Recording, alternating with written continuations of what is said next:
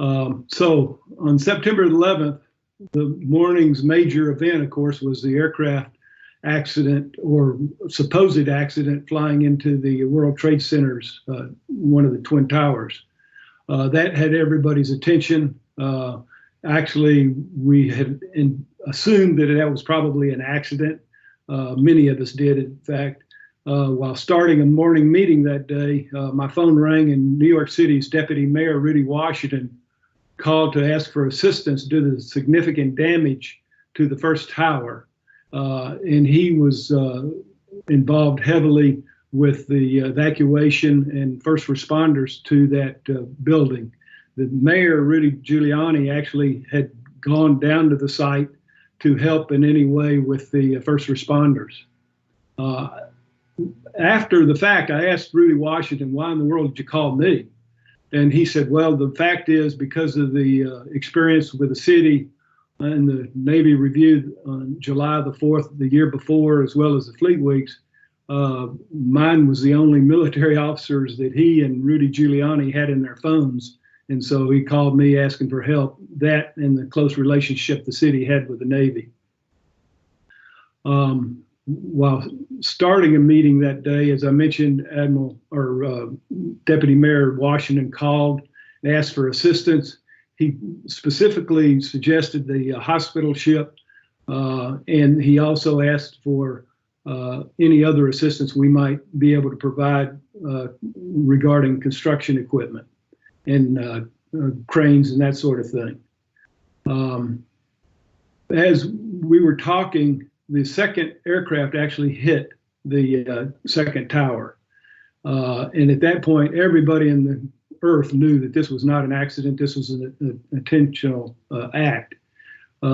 He asked for air assistance, and then I hung up.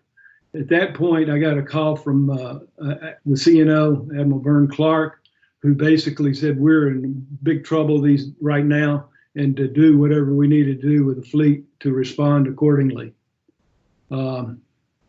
That call lasted about 15 seconds because he was on the phone with others trying to coordinate efforts up in DC. The next calls were in quick succession following the collapse of the first tower. I was actually again on the phone with Deputy Mayor Washington, and at that point he said in the conversation that he was afraid the mayor was dead because he had gone down to help right at the tower, and he had no communications with the mayor at that point.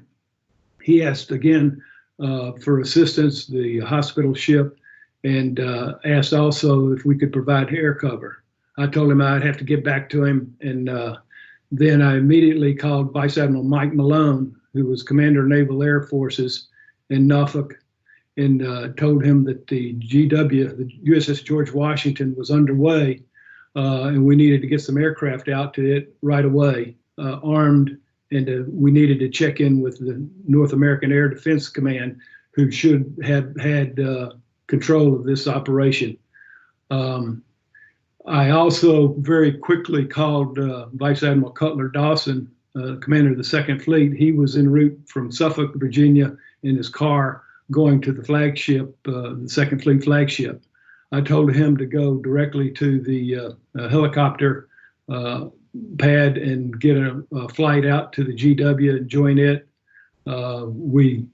He did that right away and got out to the ship. I called Admiral Malone and said, look, we needed to get some aircraft armed out to the GW. It did not have an air wing embarked because it was just going through its initial phase of deployment preparations and was down essentially for a shakedown cruise. They had no air personnel on board. That was the only direction I gave to Admiral Malone. He in turn called over to Naval Air Station Oceana, talked with the CO there, called CAG-17, commander who was just starting workups again for deployment. And they sat down with the CO of the base, along with CAG-17, CAG-7, CAG-3, to try and put together the right aircraft and also maintainers and people who could operate the aircraft on board the ship.